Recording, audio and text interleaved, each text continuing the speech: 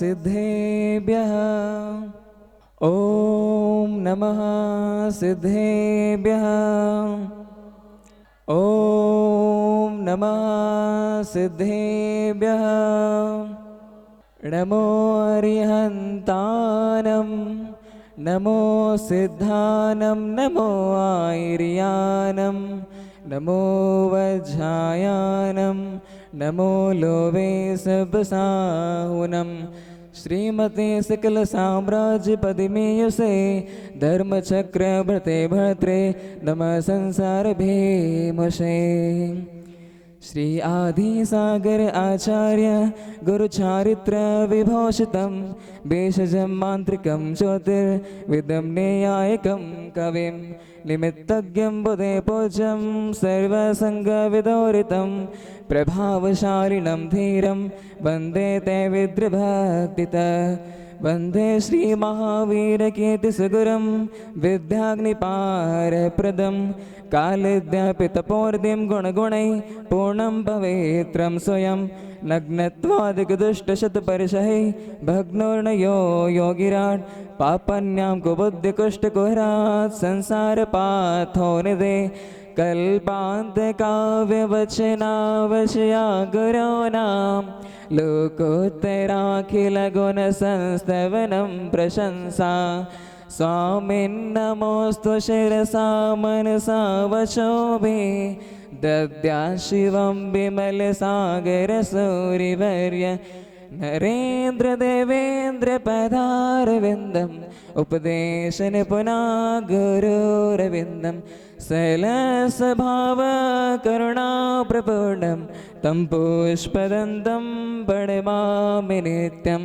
श्रीप्रज्ञासागरमुनीन्द्रविवेकयुक्त त्रैरत्नधारी गुरुदेव विकल्पमुक्त नानाकलाप्रियमधुरभाषे ऋषीश्वर त्रियोगपूर्वक नमोस्तु करोमि तुभ्यम्।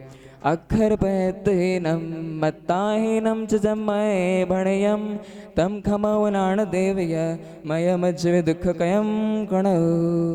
बोलिए 2400 तीर्थंकर भगवंतों की, चैतन्य चमत्कारी भगवान आदिनाथ स्वामी की, पुष्पगिरि के मूल नायक भगवान पार्श्वनाथ स्वामी की, वर्तमान शासन नायक महावीर स्वामी की, चार चक्रवर्ती आचार्य भगवंत श्री शांति सागर जी महामुनिराज की, मम परंपराचार्य आचार्य श्री आदि सागर जी महावीर कीर्ति जी विमल सागर जी गुरु महाराज की, पुष्पगिरि तीर्थ प्रणेता गणाधिपति गणाचार्य पुष्पदंत सागर जी महामुनिराज की, तपोभूमि प्रणेता व्याख्यान वाचस्पति गुरुभक्त शिरोमणि मम आराध्य गुरुदेव आचार्य भगवंत श्री प्रज्ञा सागर जी महामुनिराज की, 3 कम 9 करोड़ मुनिराजों की, उत्तम क्षमा धैर्य की।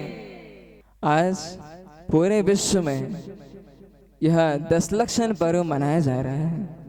इन दिनों में हमने कितनी पूजा की, कितने बड़े बड़े शिविर लगा लिए, कितने बड़े बड़े आयोजन कर लिए, इससे कोई इतना महत्व नहीं रखता जितना आप अपने जीवन में इन गुणों को धारण करोगे वही महत्वपूर्ण रहता है।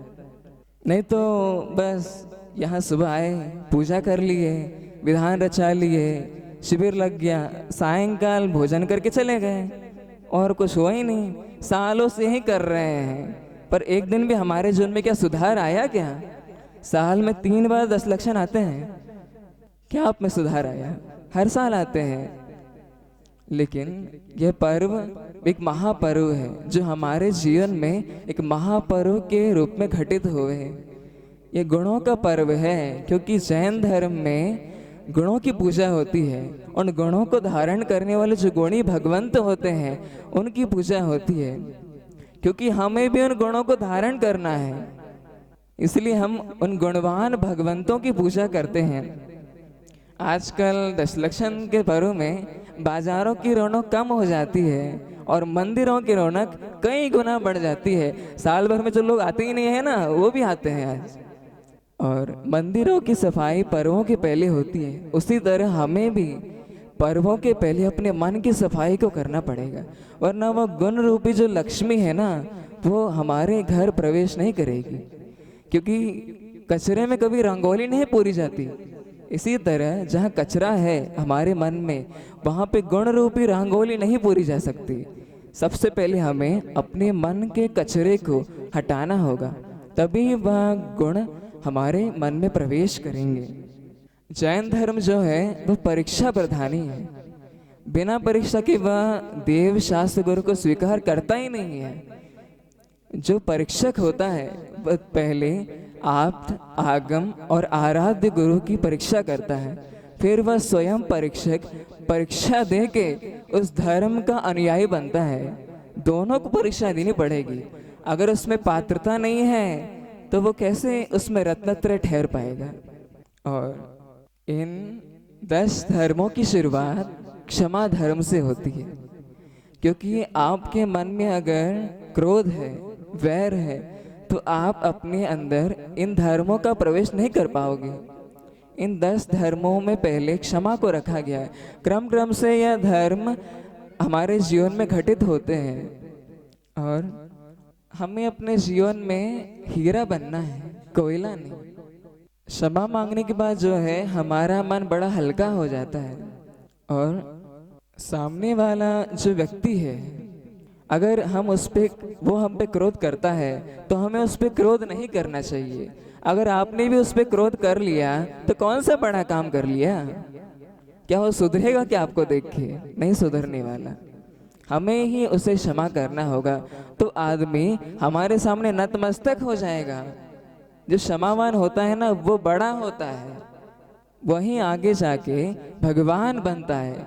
ये शूरवीर बन के क्रोध करके बड़े बड़े राज्यों को जला के युद्ध करके कोई बड़ा काम नहीं होता।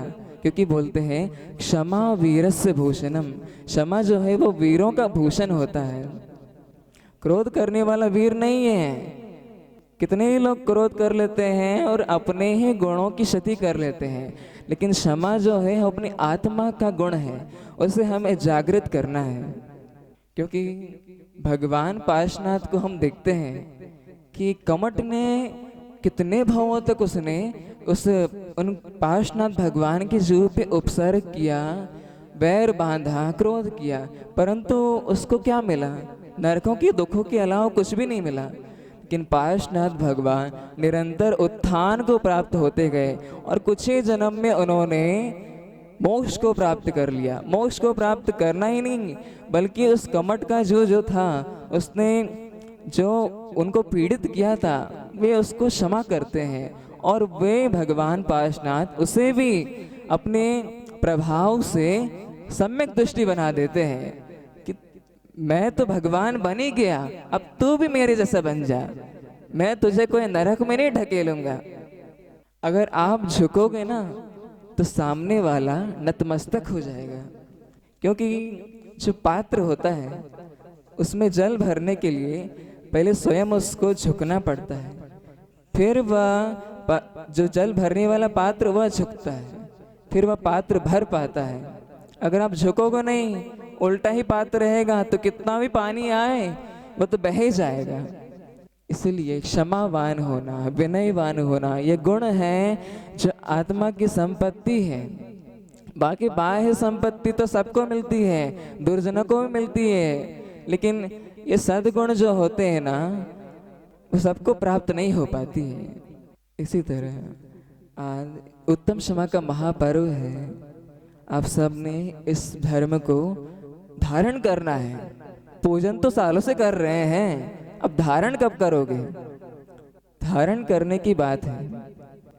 इन 10 धर्मों को क्रम क्रम से आपको धारण करना पड़ेगा। इसी तरह अच्छा शिष्य आज्ञा लूंगा, बोलिए सबसे क्षमा सबको क्षमा।